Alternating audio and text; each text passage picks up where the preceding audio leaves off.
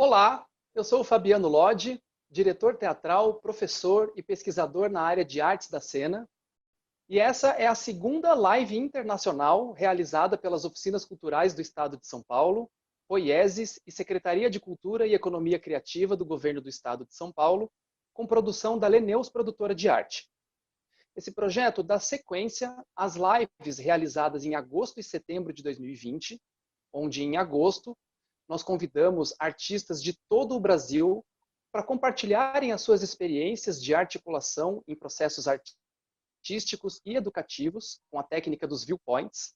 E no mês de setembro, diversos artistas do Brasil e de fora do Brasil trouxeram as suas experiências a partir do Método Suzuki de treinamento de atores e também de outras práticas das artes da cena japonesa e intercâmbio cultural com as artes da cena brasileira, apresentando as suas experiências nesse trânsito, nesse intercâmbio cultural. Eu convido vocês a acessarem as nossas redes sociais. Nós temos um perfil no Instagram, que é @leneus.arte. Nós temos também uma página no Facebook, Leneus Produtora de Arte, e também um site, www.leneus.com.br, onde vocês encontram mais informações sobre os nossos projetos artísticos, formativos, e também um pouco sobre a nossa história, que nesse ano de 2020 completou 10 anos. No primeiro episódio dessa série de lives internacionais, eu conversei com a diretora teatral Anne Bogart. E hoje, para encerrar esse projeto, eu converso com o diretor teatral e ator Kameron Steele, que nasceu nos Estados Unidos e atualmente mora na Argentina, e apresentou já os seus trabalhos como ator e diretor em diversos países do mundo. Ele trabalhou ao longo de muitos anos em parceria com diretores renomados do teatro mundial, como Bob Wilson e Tadashi Suzuki, este que é o criador do Método Suzuki de treinamento de atores, do qual Kameron é um dos mais prestigiados professores, tendo sido formador de muitos artistas em diversos centros culturais e educativos em todo o mundo.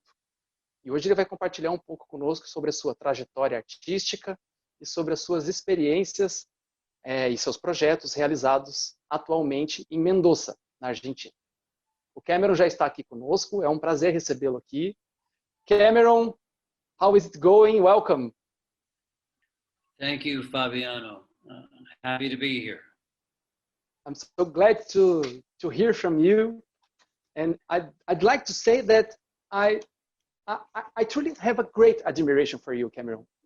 As a human being, a professional artist, I'm so grateful for our meetings in Japan and here in Brazil last year in 2019, and for always advising me with affection, rigor about my artistic path and my personal training. Thank you so much. And I give this first space for you to introduce yourself to the Brazilian audience. Sure. Well, I'm an American theater artist, and I've worked many years as an actor in New York, in the commercial world, but also, as Fabiano said, many years with Tadashi Suzuki and his company in Japan. Also, I was for about 10 years working with Robert Wilson in productions of his and also in his center called the Watermill Center in Long Island in New York. And then I've also been working for about 15 years with a company that I run with Ivana Catanese, the Argentinian writer, director, actress, called ALASUR. And we run that company now here in Mendoza, Argentina. Right. How is it going in this pandemic moment? Are you making a home office, an artistic home office at this moment, rehearsing at the room of your home? How is it happening? It's a very challenging time for everyone. Ivana Catanese recently wrote a one-person monologue, which was part of a show of several monologues that we performed online here. And so we did the whole production system online. Tickets were bought to participate in a Zoom meeting like this. And people would watch these monologues done in a kind of hybrid form between theater and cinema. You know, I think it was, you could say it almost looked like the early days of cinema, which was more theatrical. You know, we didn't have cinema techniques so much. And now you have a bunch of people who are used to working in the theater trying to make things for the camera. And so it is this interesting kind of hybrid that's happening. But the really interesting part is the audience participation, you know. Unlike in the days of live television, you know, the audience is all there. You have 60 or 100 people in a Zoom meeting. And there's a really lovely moment after performances where there's able to be a kind of forum, a discussion, which hasn't really happened before. You know, most people just go home after a show or they turn the TV off. But in this Zoom situation, you suddenly have this ability to have a, you know, a forum, a conversation right after work is encountered. So I think that's a new frontier that we're starting to discover. You know, it's something that's, you know, it's difficult. We don't have this live presence, and obviously the work that I've done has mostly depended very much on this idea of liveness. But it's, I think artists anyway, when we have a challenge and the system changes, then we respond and we make something new. Keeping in this online theater, do you think that it's possible making theater online? And then, or Well, the theater as a language, artistic language, is possible or not possible to making an on online stream? well, ultimately, you know, we're storytellers. We're trying to bring people into a new universe, a new world, you know, with words, with images, with energy. You know, now this is all happening via a machine. So it really depends more on the imagination of the audience. The audience has to imagine the animal that's on the other side, the animal energy. And so it's not, you know, it's not live theater. Of course it's not. It's storytelling with different tools. But it is live, you know, and it, like I said, I think it depends more on the imagination of the spectator, but I think also because it's new and it's not TV or film. It's a little bit like live television, right? I think there's the possibility to do things that haven't been done before. And also it's much cheaper to do. In the early days of television, doing a live presentation was very expensive to do. Now it's very cheap. So I think it's going to be easier for many artists to experiment with this genre, which is, like I said, it's this hybrid thing between TV, film, and theater. So I think it's better to call it maybe performance, storytelling, hybrid, you know, theater, you know, interactive, you know, streaming theater. I don't know what it is. I don't think any of us do. That's why we're excited and kind of scared by it. It's a good space for trying to create a new possibilities to relationship with the audience and each other. And it's much cheaper to try things now than it was back in the early days of TV. Cool.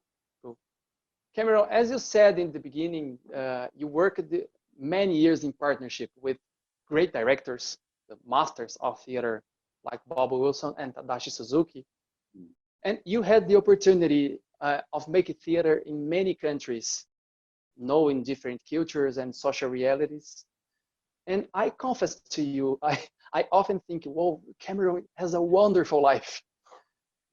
The life every artist dreams to live, because he's traveling all the time around the world. Each month he's in a different place, having the trust and the respect of the major reference of theater.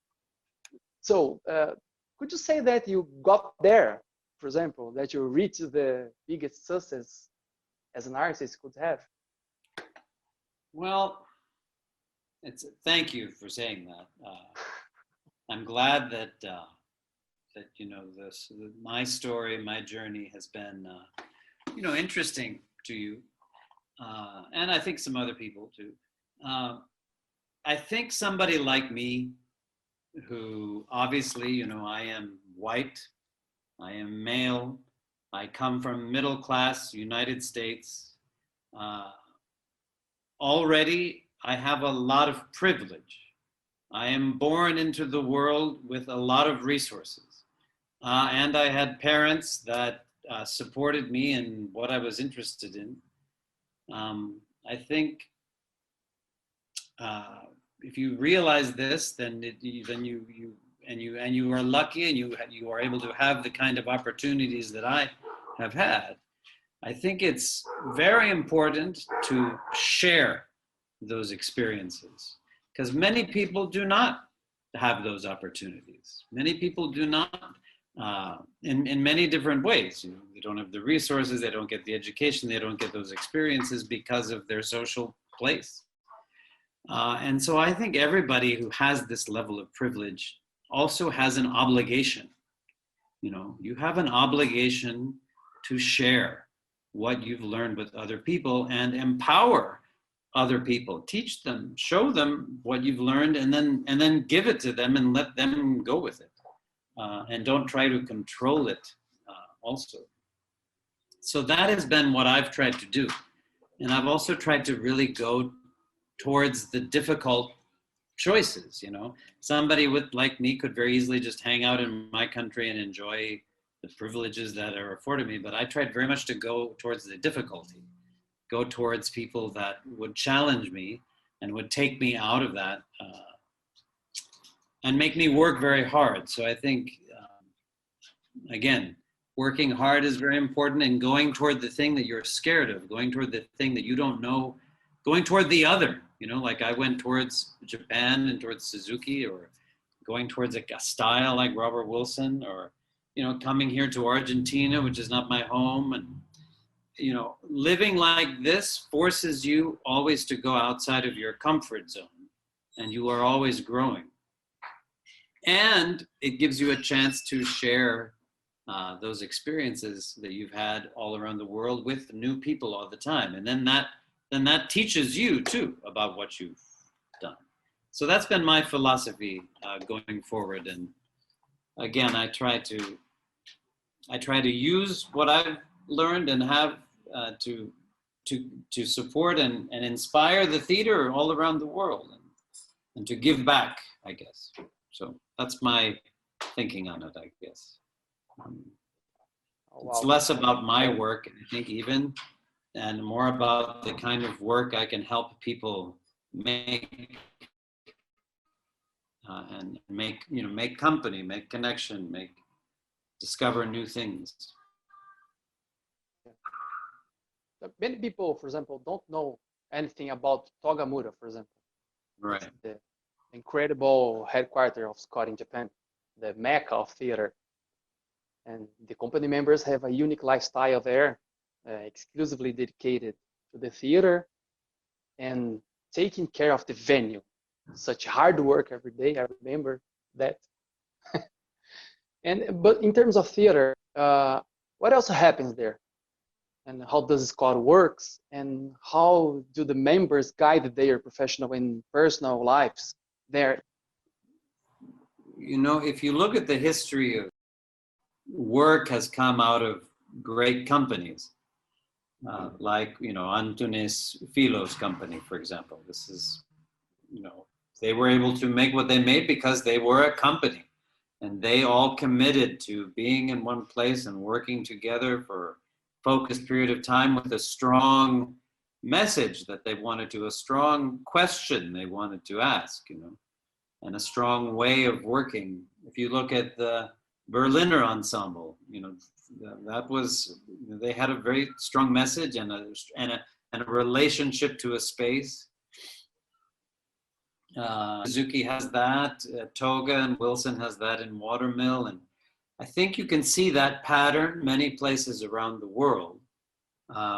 which is why I always encourage artists, especially theater artists, to make companies, which is not easy in the world we live in because, especially in the United States, actors, when they are in their training, are being massaged into the star system, where it's every individual for themselves, and there's not a strong encouragement of people making groups, making companies. But that is the only way to create, I think, a kind of grammar, a kind of way of working, and a very specific energy and style, because that's what the audience is going to see, right? The audience goes to see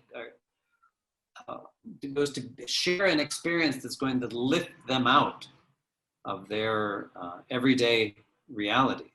So in order to do that, you have to work very hard to create a different way of seeing the world as a company. And that's certainly what Suzuki and his company do.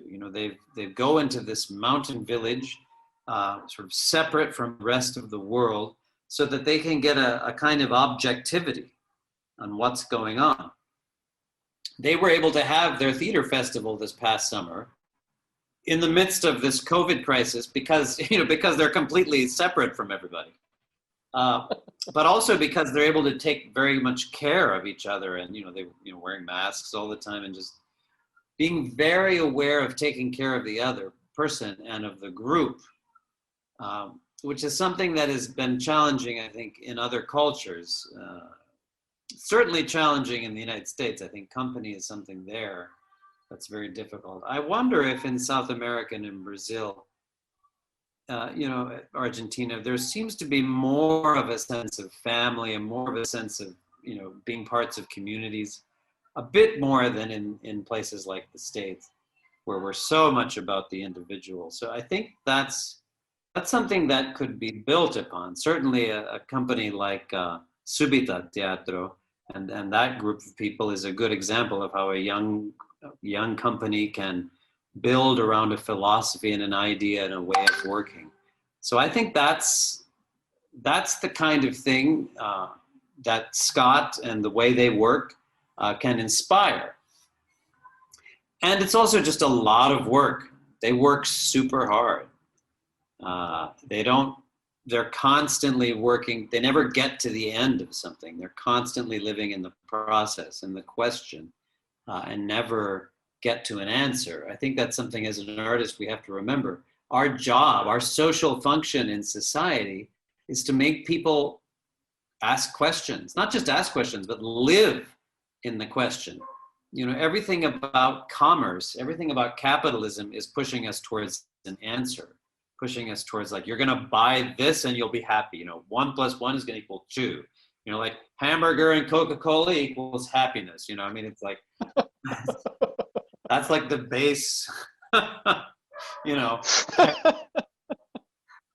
And, the theater's gonna say like, okay, Coca-Cola and a hamburger, you're gonna have a stomach ache for a long time. You're gonna get fat. How are you gonna deal with that? How are you gonna deal with the fact that you're supporting these like, this globalization, it goes towards the problem of these things.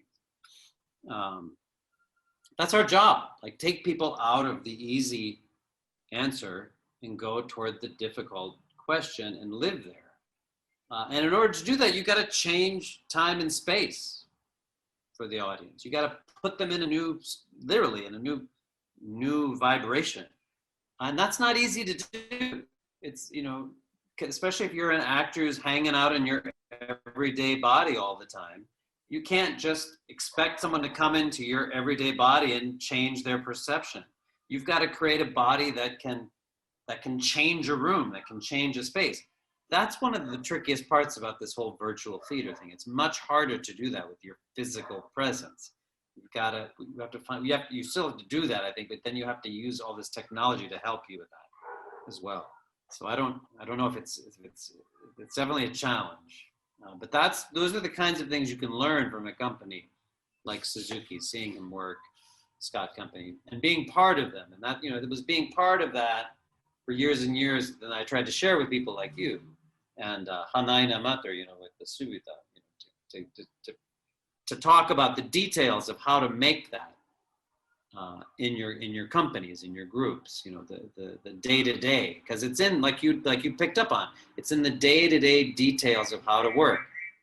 If you look at the way the Suzuki company makes meals for everybody, the details with which they do that, the details with which they clean the bedrooms, the detail with which, like you said, they take care of the theater space. All of that is related back to the way they work on a role, the way they work on rehearsal. Then one thing isn't separate from the other. There's a gestalt, to use a fancy German word, you know, everything is related to everything else. The smallest action is related to the biggest action. They're all sort of same thing at different scale. So that's one of the great things you can learn from working this way. Wow. This is the real deep and fun answer. Yeah, because as soon as this is over, I'm going to Burger King right now. No, I'm totally joking. It's a little bit better. I'm going to go get a lomito on the corner with a beer, but it's about this. Okay, Kameron, tell us a little bit about your time working with Bob Wilson, because I think, or I know that the Watermill project was born inspired in Togamura, and Yeah. you helped Bob Wilson in this process. Is this right? And how was it developed?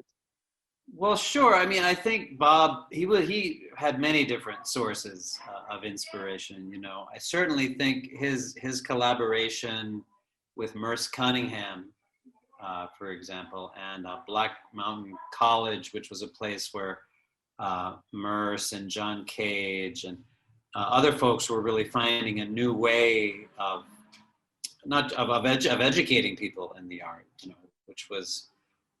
which then became the inspiration for places like CalArts and other institutions in the United States. But you know, that was the whole idea with that was a little bit. You know, it gets back a little bit to the transcendentalist movement in the United States in the late 19th century. This idea of, like, in the midst of the Industrial Revolution, going back to nature and reconnecting with sort of our animal selves. Or you could say that, and also reconnecting with the self in a way. But at the same time, you know, rejecting this kind of, you know, what we were just talking about, this capitalist model. And I think definitely Bob was inspired by that. And he was also inspired, like what I was trying to talk to you about. You know, how do you give a voice to people who don't have the same kind of privilege that you have had? You know, the way that Bob worked with people like Christopher Knowles, who is you know, he was a young man who was autistic. And, you know, he really didn't have a lot of venues in which he could be expressive or even have a life or a career. You know, Bob saw this young man, and he found, you know, he was able to pull out of him this amazing expressivity in writing. You know, Emily watches the TV. Emily watches the TV because Emily watches the TV because he was autistic. So he would go through these crazy repetitive texts.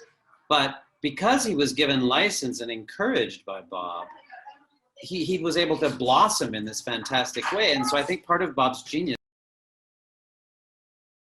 you know, he was able to have this, you know, to go towards the thing that everyone else rejected and find, you know, by giving that person a space in which they could be creative, discover something amazing. And then all of the other artists around him would be inspired by this. And so, you know, I think Watermill and the laboratory and this going into this natural space, which was also a kind of safe space, but also a kind of, you know, things like what we call mental illness. Here's somebody who's autistic, he's got an illness, but what can we learn from that? What's beautiful about that? How can we, and I think he took a lot from, you know, people like Marcel Duchamp, you take the toilet bowl and you turn it upside down and it's a fountain. This idea of changing perspective. If you look at his production of Heiner Müller's piece, Hamlet Machine, I mean, it was a piece that he repeated 4 times. And he basically just changed by 90 degrees the perspective of the audience each time.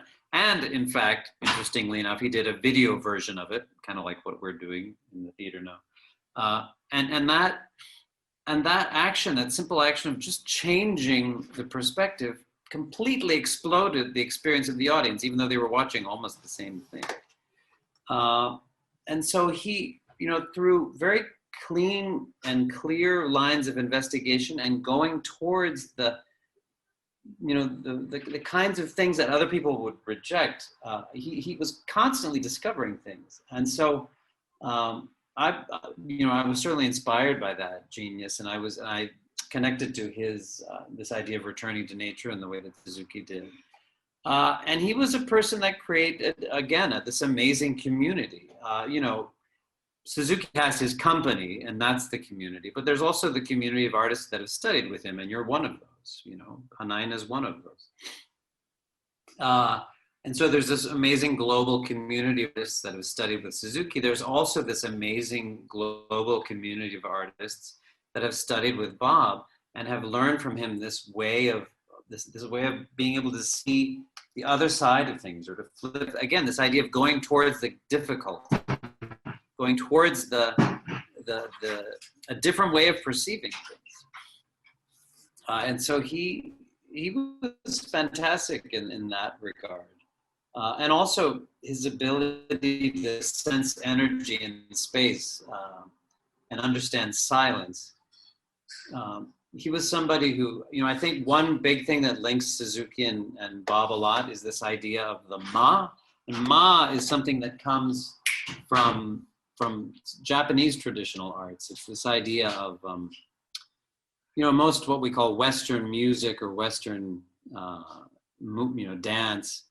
When we think of a phrase of music, we think of there being like a silence, and then there's we hear a phrase, and then there's a silence, and then the phrase is the main thing.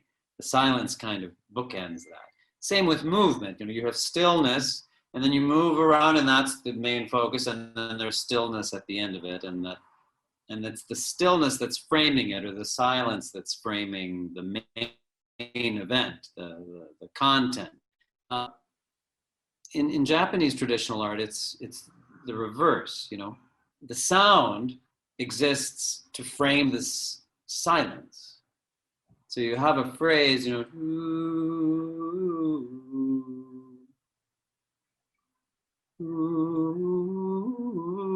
right? So the sound is there to frame silence. Just like the movement is there to frame that moment of stillness. And the reason why, and this is the real kicker right here, and this is what both, I think, Bob and Suzuki understood, and what really landed with me. This moment of silence or stillness is so important in storytelling, because it's in that moment that you give space to the audience. It's in those moments that the audience can fill in what's happening, where their imagination gets stimulated. So much of what we're watching and listening to today in pop culture is just like, wah, wah, wah, wah. Again, going back to the McDonald's metaphor, taste, sugar, grease, blah, blah, the whole time. There's never a rest, it's like, and then it's over, It's the same thing. It's like, oh, here's this, blah, blah, blah, blah, blah, blah, and then on to the next thing. There's never, it's not a loop. It's not a loop. You're just kind of passive there and just getting it, right? But that's not art, right? Art is you put something out there, and then the viewer or the listener has to go into it and imagine it, right? And create the thing really with the artist. That's what makes it interesting. That's why propaganda is so complicated, because I know a lot of the theater, going back to Augusto Boal and Antunes Filo, these are people who had very strong political ideas, and certainly Brecht too. This is something that Brecht struggled with, right? You have a strong message that you're trying to give to the audience, but at the time you cannot just tell them what to think. You cannot just say it's this way. You have to put the question out there and let them come into it.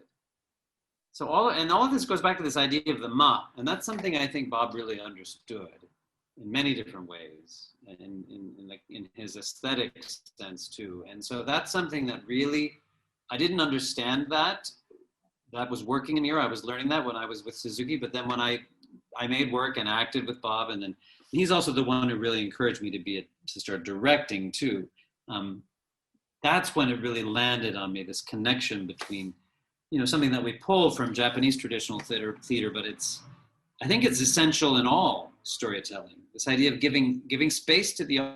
How you do that is a really important part of how you direct, how you act, how you compose, how you write. It ties into everything. Wow, thank you.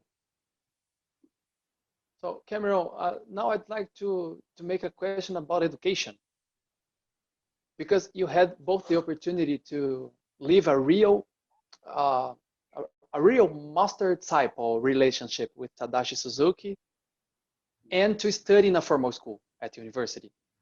And nowadays, this kind of learning, master-disciple, is disappearing at the same time that the number of acting schools is increasing. And what are the main differences in each one? And what do you consider the best and the worst aspects of each of these processes? Yeah, well, and the thing you didn't mention is I also taught. I taught for two almost 3 years at Williams College in Massachusetts in the United States. So I've actually been a teacher at one of these university programs too.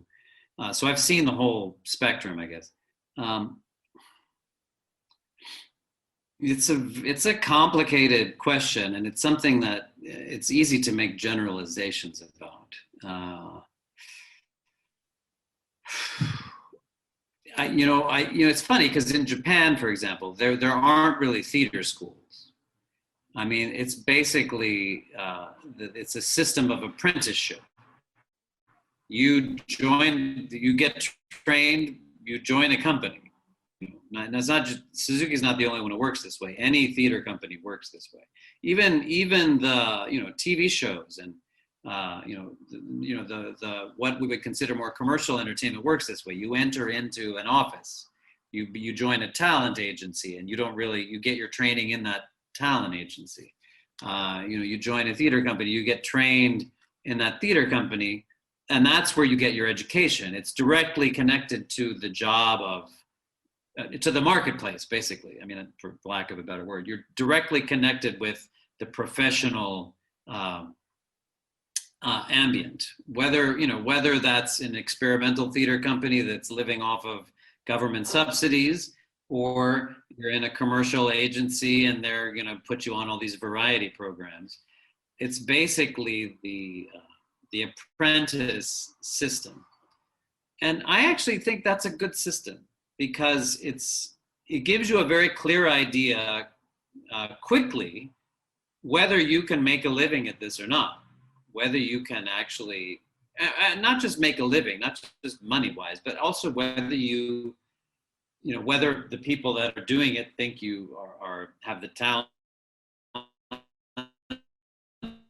I think the disadvantage of that system is you only learn about that company that you're in, right? And it's difficult to work in other kinds of contexts. It's particularly complicated if you become a producing entity like Suzuki's, right? Where you start inviting in other companies and you produce their work. One of my big frustrations last summer, working with the Theater Olympics, which is this huge festival that Suzuki produced, is we produced one of Robert Wilson's pieces, for example. He came in with his piece on John Cage, and all the technicians were Suzuki company technicians. They didn't really know anything besides working with Suzuki, which has very specific high demand within that realm.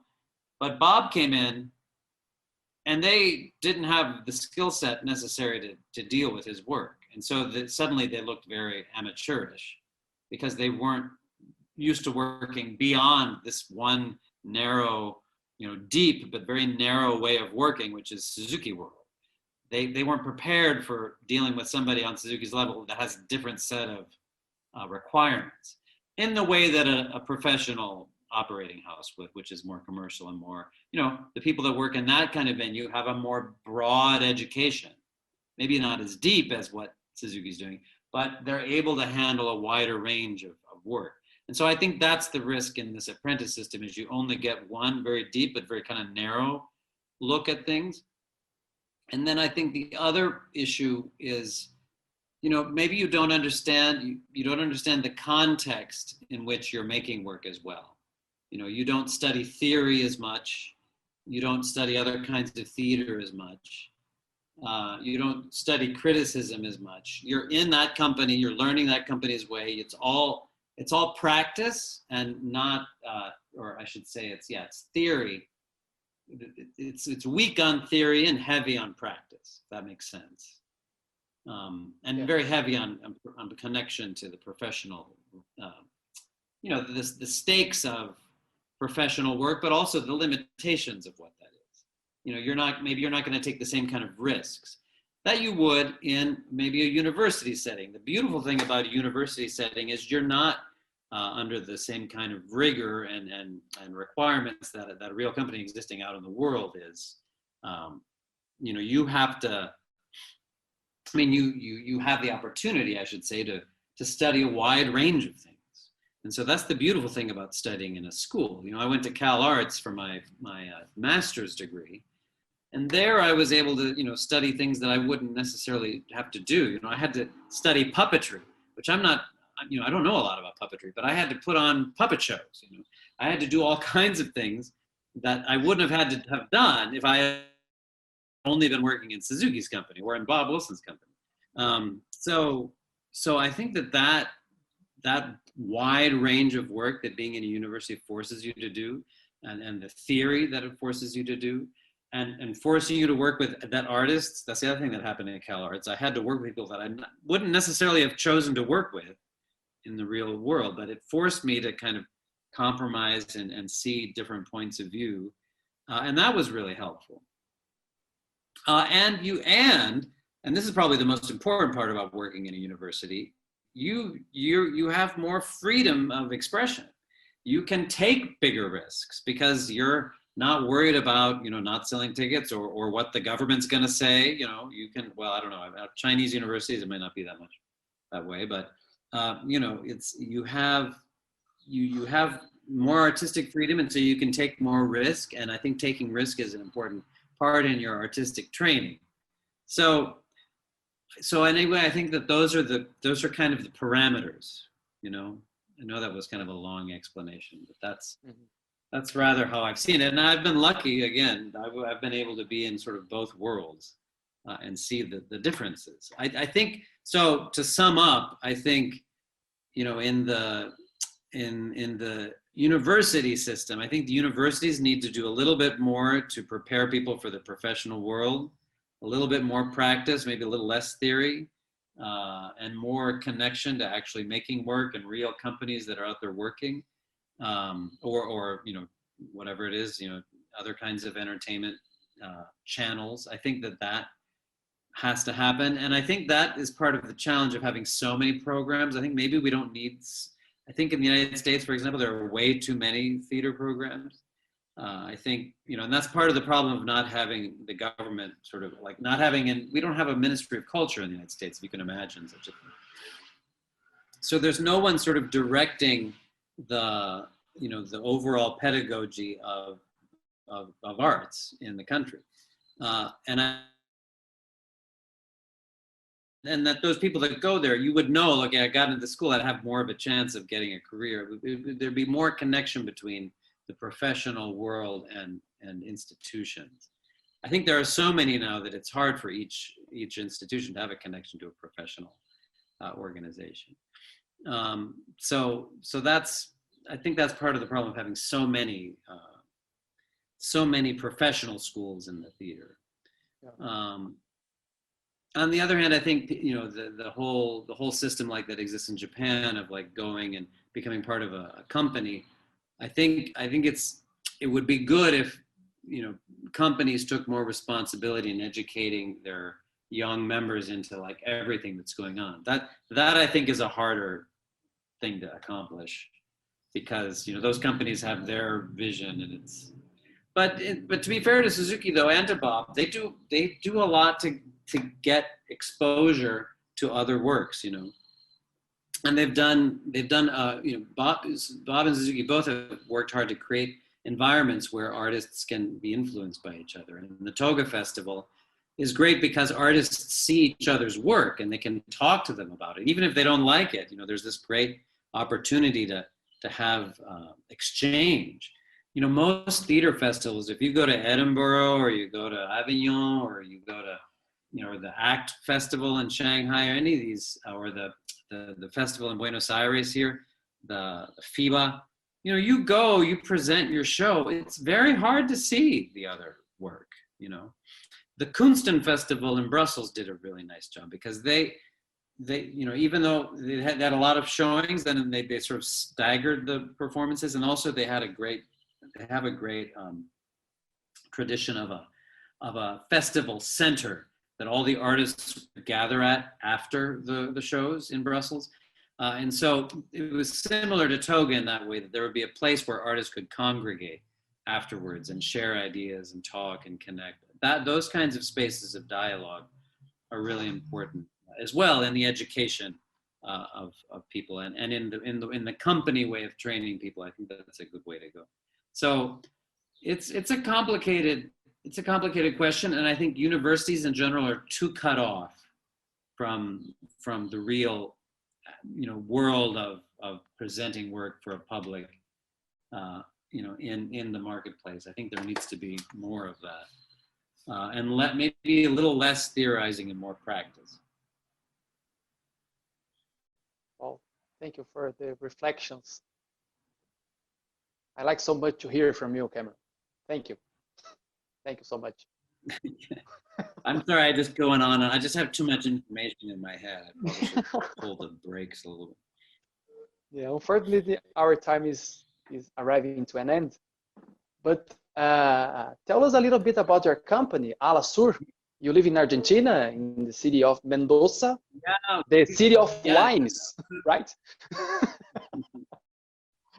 Well, you know, we've been here about 10 years. We've done a bunch. We're connected. Ivana teaches at the university here. She's a professor at the Universidad Nacional de Cuyo in the theater school. And I've directed there at the school a few times, as has she. And we've also presented work at the different festivals here in town. And we've taken part in some work. Recently, we teach and perform regularly at an organization called CELCIT in Buenos Aires. CELCIT is the Centro de Investigación Teatral Latinoamericano, which exists in Colombia, and there's one in Brazil. There's CELCIT offices all throughout South America. So that's one of the ways in which we've connected with the general South American theater community. And right now we're very focused on writing. We're trying to go more. We've given a lot of talleres. We're very connected to teaching and training and inspiring young groups here in Mendoza. And I think now, because we're in this COVID time, we're trying to go back to, you know, what is it we want to say? You know, what the world is changing a lot right now. And we kind of need to look at it and think about, like, wow, what do we need to ask right now? And I think one question that I think a lot of us need to think about is, like, individual versus the group, like me versus the community. You know, big reason why COVID is such a problem is because people can't take care of each other. People can't take care of each other's space. We're like, capitalism has trained us into be these individual consumers going to McDonald's. We can't take care of each other, you know, and that's really bad. And the theater, that's what the theater is all about, is working together. I mean, it's not like being a painter or a composer. Like, you're a group of people working together. And so that, I think that develops your social awareness. And so hopefully that social awareness can translate into our work more. And so anyway, so right now we're kind of, I mean, no one's presenting work right now. We've done, like I told you a little bit, this presenting in this online festival recently. But we want to investigate, what question, what not more than like what story. Like my point of view isn't always like the freshest one. For as much as I've traveled around the world and everything, deep in my social DNA is this privilege and this way of looking that I've got to constantly fight against. So I'm trying to get as much, I'm trying to give agency to other people that have other points of view. And trying to have the companies support that too. I think that's really important. So that's where we are as a company. You were going to ask me about Brazilian theater. I had done all my studying about that. But what are you studying about Brazilian theater? Yeah, well, I mean, I do think, considering Boal and Antunes Filho and all these cats came out of Brazilian theater, I do think there's a strong history of political theater in Brazil, trying to get this message across. And so I just go back to this idea of how do you do political theater? And it's not, what's inspired me about the sort of the physicality of, for example, capoeira, which is this fantastic Brazilian thing. This is a great example of having a duality, it's this dance, but it can also be a fight, It's this thing that's a weapon, right? It's a weapon, but it's beautiful and it's got this grace and this playfulness to it. It's this playful weapon, I think that's just such a great metaphor. It's like the theater, it's like this play and everything, but it can also be a social weapon, right? It can activate people. And so I think political theater has to keep that sense of play, because it's that sense of play that gets people into it and that gets them thinking about the problem. I think sometimes Brecht's plays, the Three-Penny Opera of Brecht, this play? The Three-Penny Opera, Ópera de los Tres Mangos. Yes. He rewrote it, after he did the original one, which was a big hit. He rewrote it as this piece called The Bruise. And he named all these Nazi officials, it was all this, these people have to go down, it was saying death to Pinochet, things like that. And, death to Bolsonaro. And it was just you can't do that. I mean, you can do that, but that's not what theater does. Theater's more clever than that. Theater is you have to create the metaphor.